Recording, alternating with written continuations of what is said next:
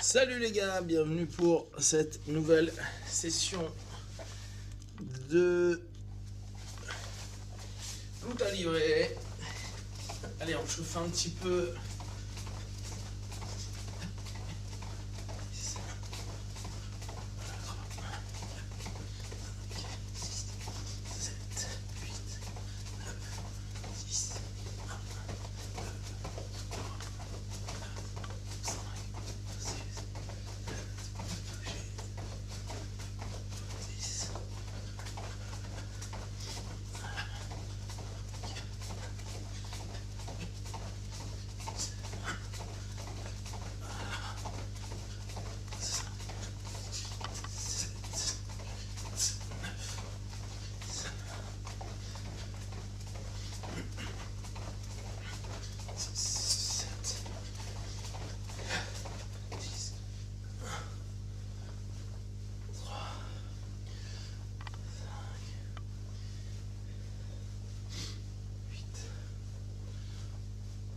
De l'autre côté.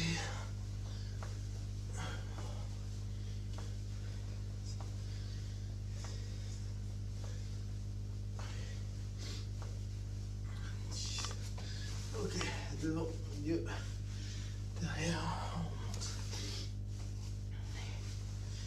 Oh. Oh.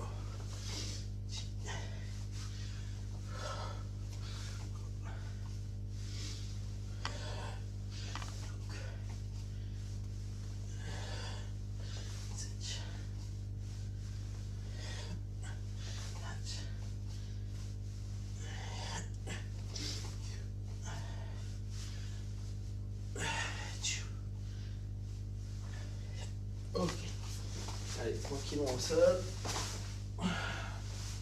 La colonne en premier.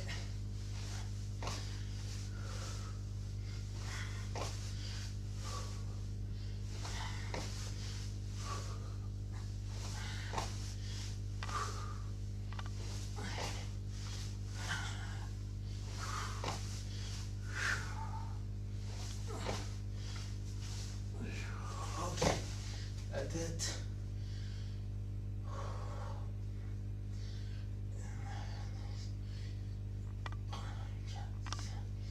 7, 8, 9, dans le côté.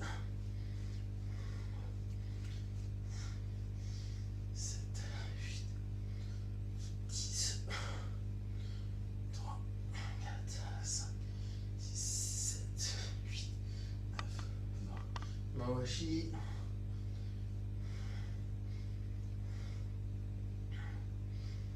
8, 9. De l'autre côté.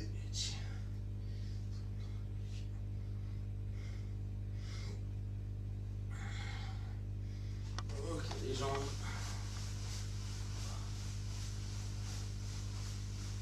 8, 10 de l'autre côté.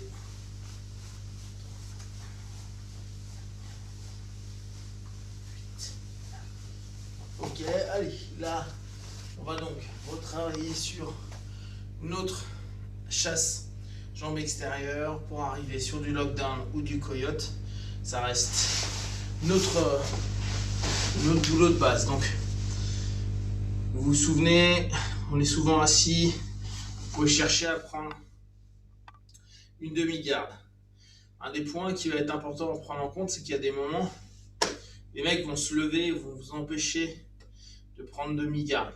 Donc, n'hésitez pas à vous relever pour aller le chercher, type un peu plus comme Jiu-Jitsu, ou sinon, si la personne se lève, dans un esprit de luta, vous vous levez pour aller lutter. Derrière, donc, on va être sur notre knee shield, ou au contraire, une mi-garde classique, traditionnelle.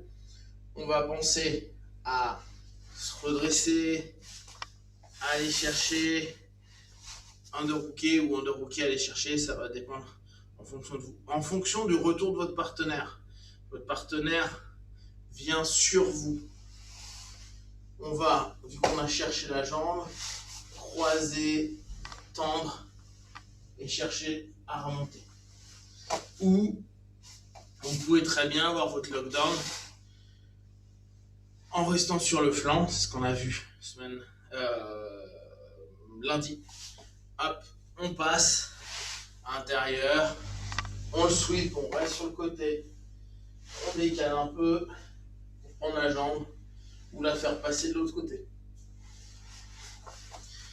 Notre chasse, elle va être importante d'aller chercher avec la jambe arrière. Donc n'hésitez pas, dès que vous voyez la jambe de votre partenaire qui est posée au sol, il est en quadrupédie à genoux, n'hésitez pas à aller la chasser, cette jambe-là, avec la jambe extérieure. Même si vous n'avez pas la mi-garde, ça pourra vous servir, ne serait-ce que pour revenir sur un dogfight. Donc, on peut aussi avoir cette notion-là. Mon partenaire commence à être sur moi, je protège juste le côté pour pas qu'il prenne cross-face. Je suis à l'intérieur, hop, je vais ramener à l'intérieur. Je vais venir simplement projeter, prendre, me retourner et me remettre sur mes épaules. Vous vous souvenez, c'est l'une des rares situations en Luda où on va être plat dos, mais on a loqué la jambe, on lève. On n'hésite pas à exploiter les mains. Si vous n'exploitez pas les mains, votre partenaire va avoir le buste complètement collé. Et même si vous avez beaucoup de force dans les jambes, vous allez vous rendre compte que vous n'allez pas réussir à le déséquilibrer ou mieux encore, le lever. Donc, on pense bien à poser ses crochets. Si mes hooks, mes crochets ne fonctionnent pas, vous pouvez faire un hug à votre partenaire. Dans ce cas-là, pensez bien quand vous allez le hugger de l'entraîner sur l'avant. Comme ça, quand vous allez avoir votre lockdown, hop, ça va redonner ça, vous êtes collé, vous allez dans le même axe qu'avec vos jambes. Ce qui vous permet après de revenir sur le côté, dogfight ou aller le sweeper. On passe tranquillement sur notre petite lutte.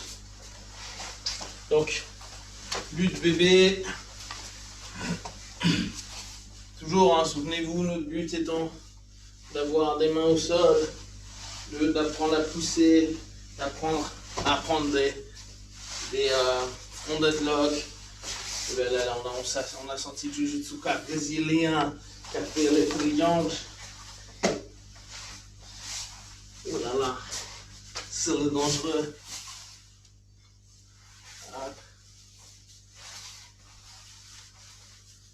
On pense à un même principe, des 2-1. Un peu pousser, on protège la nuque. On garde les contacts avec le partenaire, avec la tête. On peut lever en déséquilibre.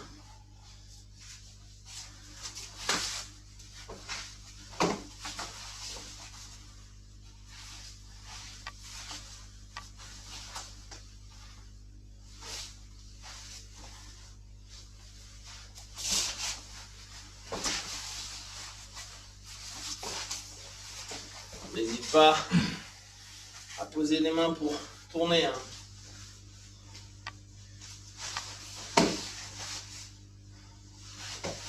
Niveau.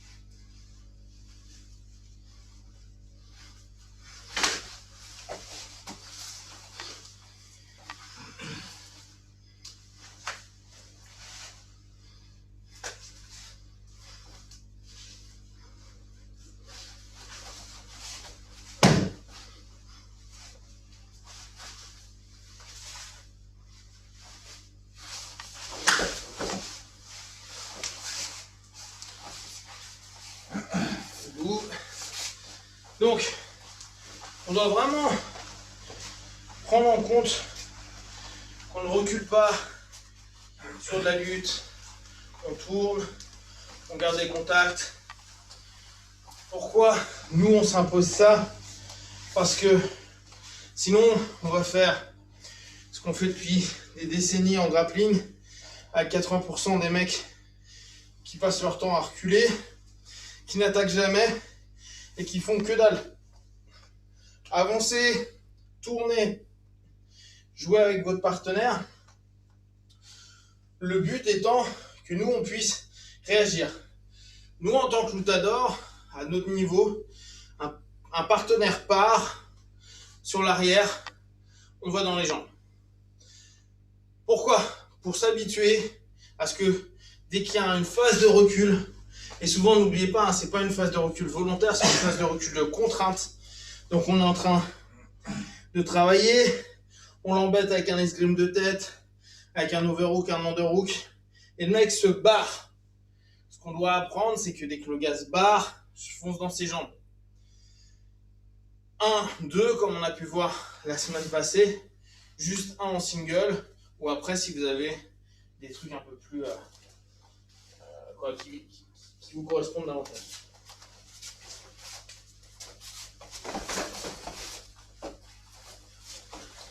Ce qui nous intéresse, c'est vraiment ça. Il part, je dois avoir la notion de me dire que il peut pas m'attaquer s'il recule. La plupart du temps, il part parce que il n'arrive pas à poser son jeu, il n'arrive pas à contraindre. C'est à moi de descendre.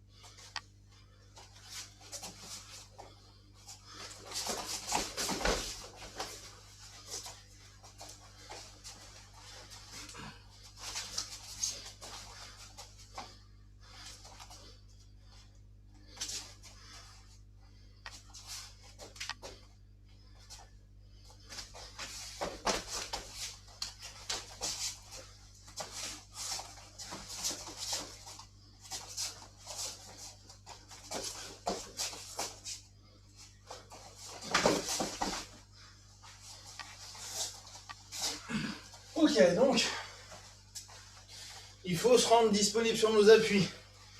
On ne peut pas avoir une lutte à notre niveau active sans être dispo sur les appuis.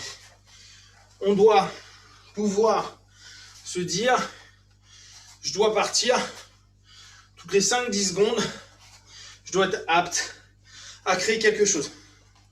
Me battre suffisamment, pas pour forcément avoir du grip dur comme on pourrait avoir avec un kumikata de judo, mais plutôt avoir une conduite avec nos mains, pas forcément chercher fort derrière la tête, mais avoir vraiment ce jeu qu'on retrouve complètement dans le tachiwaza, dans le judo, mais sur de la lutte, avec les avant-bras, avec les crochets de bras, mais on n'est pas forcément en train de saisir. D'ailleurs, souvent, vous allez voir que des gros lutteurs, on a l'impression qu'ils ne saisissent pas vraiment, ils sont beaucoup avec les avant-bras, ou en gréco, là, il y a beaucoup de travaux sur les mains, mais nous, on a plus une dynamique sur la luta qui ressemble à de la libre. D'accord? Donc, gardez vos avant-bras comme des antennes pour ressentir le partenaire, pour lever, pour créer des préactions. Et la préaction, si on reprend nos logiques jujitsu, judo, ça crée du kozushi. D'accord? Ça crée cette phase de déséquilibre, de réorientation du partenaire. Et de là, préaction entraîne action, on doit y aller. Un des défauts qu'on a sur nos luttes, c'est qu'on n'a pas confiance dans le fait de se dire qu'on va entraîner le partenaire au sol, take down, mettre au sol. Donc souvent, on embarque quelque chose et on arrête. Je vous invite, dans votre travail en lutte, de penser plutôt comme le grinder. On en a déjà pas mal parlé. Cette notion de je vais prendre un demi-temps, je vais rentrer et après, le boulot, il commence. Avant, c'est juste un demi-temps que je prends sur le partenaire. Mais ça ne sera pas facile, ça ne sera pas une projection, ça ne sera pas ce demi-temps qui fait que la personne s'envole. Non, là, on va avoir un demi-temps pour rentrer dans le partenaire pour faire la deuxième phase du boulot, c'est-à-dire pousser, tirer, entraîner, descendre un peu plus bas ou au contraire se redresser. Mais on ne va pas jouer sur une dynamique de ça marche en one shot. On n'a pas ce côté Ichigeki qu'on retrouverait plus en Tachiwaza et encore dans un Tachiwaza judo plutôt qu'un Tachiwaza jujitsu. Ok, sur donc les 10 dernières petites minutes de la session, on voit cette notion donc. Ce que je vous disais tout à l'heure, vous pouvez très bien être en train de combattre et d'aller chasser simplement avec la jambe extérieure, même si la jambe intérieure, elle n'y est pas, il n'y a pas de demi-garde. Là, mon partenaire va être ici et je peux très bien aller le chercher, même dans ces cas-là. D'accord? Là, lui, qu'est-ce qu'il va faire la plupart du temps? C'est tenter de partir par là, ce qui, moi, va me donner un paquet d'opportunités. D'accord? Donc, on n'a pas nécessité constamment d'avoir la mi-garde. On peut aller chasser sans cette mi-garde. D'accord? Donc, on retravaille notre lockdown. Je suis en bas, je protège surtout ma tête. Je vais aller intérieur, je chasse. Et là, ça va dépendre, comme je vous l'avais dit, de votre partenaire. Qu'est-ce qu'il fait?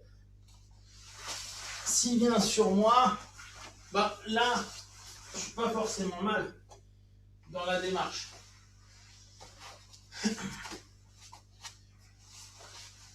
On est là, en fonction de ce qu'il propose, soit je pars sur de la coyote, soit s'il revient sur moi, je travaille mon lockdown. D'accord?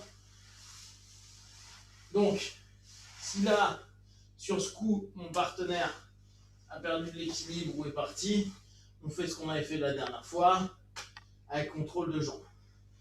On m'a demandé si j'allais faire un electric chair d'ici. Bien sûr que je peux faire un electric chair.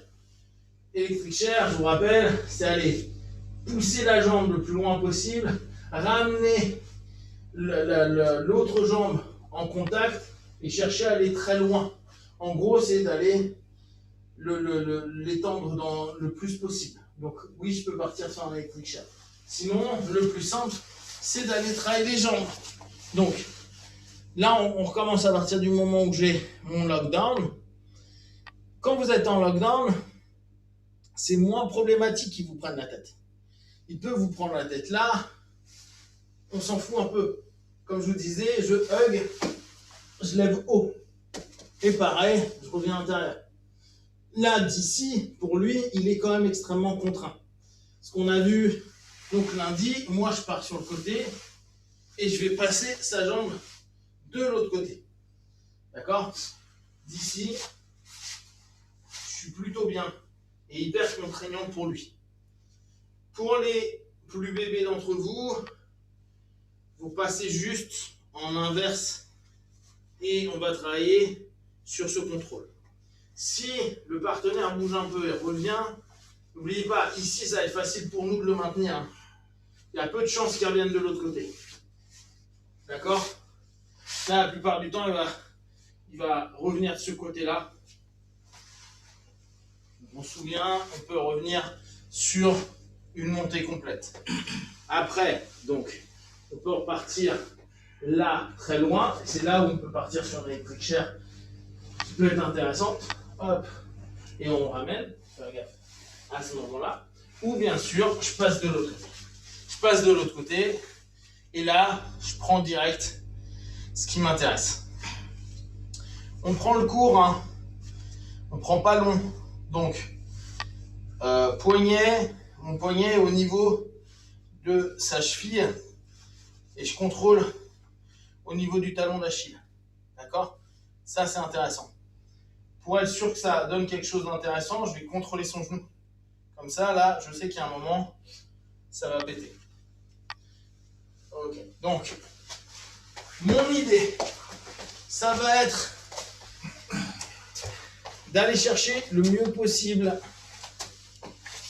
mon lockdown. Je peux être ici, je travaille, je suis ici. Il faut qu'au moment où je sois retourné, j'ai mon lockdown. Ok? Là, lui, il va avoir de la résistance, il va pas vouloir. Donc, en fonction, je passe dessous. Là, je peux aller et rester sur le flanc. Le rester sur le flanc, il est vraiment intéressant pour moi. Là, pour l'instant, il a peu de choses. Je force pas trop sur ma jambe. Mais ici, je pourrais aller très fort sur le lockdown. Et avant qu'il soit complètement revenu, n'hésitez pas à le passer de l'autre côté. D'accord? Ce qui, moi, me permettra d'être à l'aise pour aller commencer à le contraindre ou à le soumettre. D'accord? D'ici, ça va vraiment dépendre de ce que lui me propose, de ce que moi j'ai envie de faire. Ça n'arrivera jamais qu'il arrive à ressortir. J'ai jamais vu personne sur ça ressortir. Pourquoi? Parce qu'on va être ici. Donc vu qu'on va être en contrôle et que je vais y aller en général comme un bœuf au niveau de la jambe ici, il va plus penser à sortir cette jambe-là qu'à partir avec celle-ci. D'accord? Et de là, ça devient chiant pour lui. Hop. Donc, on reprend une fois sous un autre angle. De ce côté-là, je suis ici, je suis sur ma mi-garde. Ah, ok, mon partenaire travaille. Notre objectif à nous, c'est en fonction de comment il bosse, de pouvoir aller assez facilement rentrer sur mon lockdown. Le partenaire se laissera rarement faire comme ça, donc dès qu'on va être en lockdown, on l'avait vu la dernière fois, il part sur l'arrière, il veut pas. Moi, je peux me hisser. À partir du moment où je peux me hisser, il est quand même pas terriblement bien. D'accord? Mon lockdown, il doit être puissant. Donc, à la base, j'y vais très fort ici. D'accord? Dès que je suis là, je suis bas, je contrôle. Qu'importe ce qu'il va y faire. Qu'est-ce qu'il va faire là? Voilà. Il va tenter de revenir hop, ici. Mais tant que moi, je suis à l'intérieur et que je contrôle la jambe, quoi, les deux jambes, je suis quand même vraiment sous son centre de gravité. Ça va être chiant pour lui. Voilà, s'il veut revenir sur l'arrière, underhook et je ramène tout sur l'avant. Sur l'avant, je peux recommencer mon taf. Je vais sur mon flanc et je vais passer. D'accord? Là, c'est contraignant pour sa jambe ici. Je peux revenir en remontant.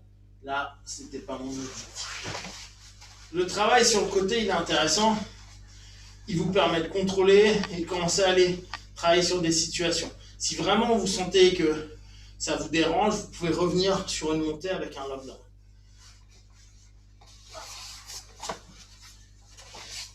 Vas-y, fais-le une fois ou deux.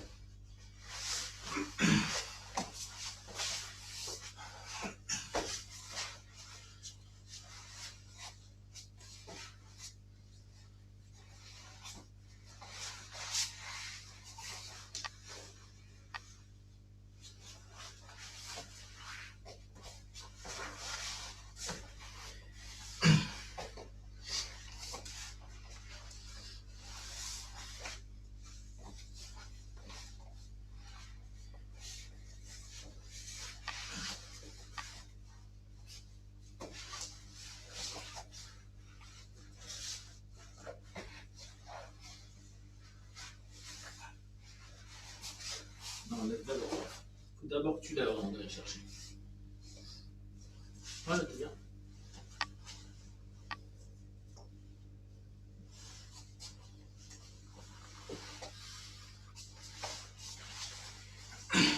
Ok pour aujourd'hui. Nous on va driller. Donc vous pensez bien sur notre travail de lutte, il est indispensable d'être vraiment hyper disponible pour être actif, pour aller attaquer notre partenaire. Et dès qu'on sent un contact qui se barre, si possible avec le travail et l'interaction qu'on a avec nos bras, faire une préaction, c'est-à-dire tirer, pousser, déséquilibrer d'un côté ou de l'autre, ou même juste faire réagir sans parler forcément de déséquilibre. Hop, et après, plonger dans les jambes, 1, 2. Pour l'instant, ça nous va complètement, ou 2, 1. Ça ne nous pose pas de problème. On pense bien sur le lockdown, la recherche et la chasse de la jambe est prioritaire. Après, c'est secondaire. Parce que si on arrive pendant un laps de temps à bloquer le partenaire, ça nous permet, nous, de reprendre un temps de réflexion et de se dire, OK, là, je vais pouvoir gérer, driver, orienter, etc. etc. Un lockdown, c'est dur à partir. Les seules manières de partir, c'est souvent en allant hyper loin derrière. Souvent on neutralise, on part pas toujours, ça dépend de la force des jambes du partenaire et de la longueur des jambes du partenaire. Des personnes avec des longues jambes et pas mal de force dans les jambes en bout de course comme ça, même si il peut plus être proactif d'attaque, il me bloque et il peut vraiment bloquer un paquet de temps. Bien sûr, sur une phase MMA, c'est pas bien parce qu'on prendrait des coups. Par contre, sur une phase Luta ou Jiu-Jitsu, ça a du sens. Moi, je vous invite encore une fois à passer sur les autres vidéos des autres professeurs pour continuer à vous entraîner pendant le confinement. Et je vous dis à demain ou après-demain. Os!